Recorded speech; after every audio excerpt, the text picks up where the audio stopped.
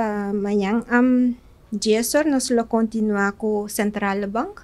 Tem 3 representantes de Central Bank lobbying doing a workshop de discover and get to know our money security features. Dus nga vai apresentar também muita placa nova e kiko tur e seguridade que tem ronde placa. Dus e placa é importante para hora de fazer negócio. Dus Kesbes marca tá eigenlijk workshop para ajudar muito a pensar se algum dia com quer vir comerciante, para se aqui com comerciante que tu receita inserir serviço, produto, tu receita com anda com o cliente, com trata cliente, produto sempre em serviço também se está hobby consistente, tu receita, Meneer Dave Martinez explica em promover workshop.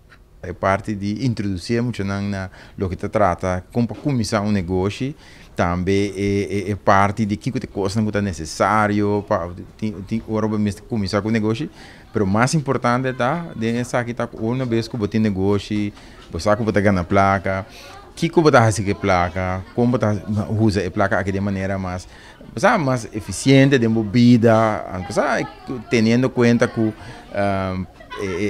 parte de placa tá importante, mas também um corda como para cuidar é parte de placa que você dá. Isso é algo hobby dinâmico e hobby great para mira com muito nanta interactar com nanta pensa. Anda o viajar é coisa que portanto o viajar nós tá pensa de uma maneira tradicional, mas na mesma de uma ideia não fantástico de que tipo de negócio não tá possível e local que nanda biba de jeito dia é coisa nada mais claro de dia. Aqui tá fantástico, pessoal. Essa aqui tá mostrando também que não tá difícil para começar um negócio. Seguro que é muito não difícil, pessoal.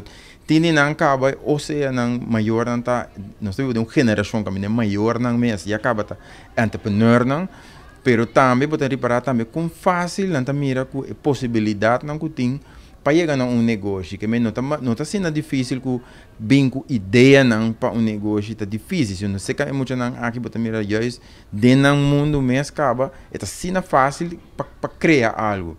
Então me querer essa aqui seguro vantagem e hopefully que não é relativamente young aqui na Aruba nos paga mais de muito não aqui para vir entrepreneur da nossa comunidade e contribuir na nossa comunidade.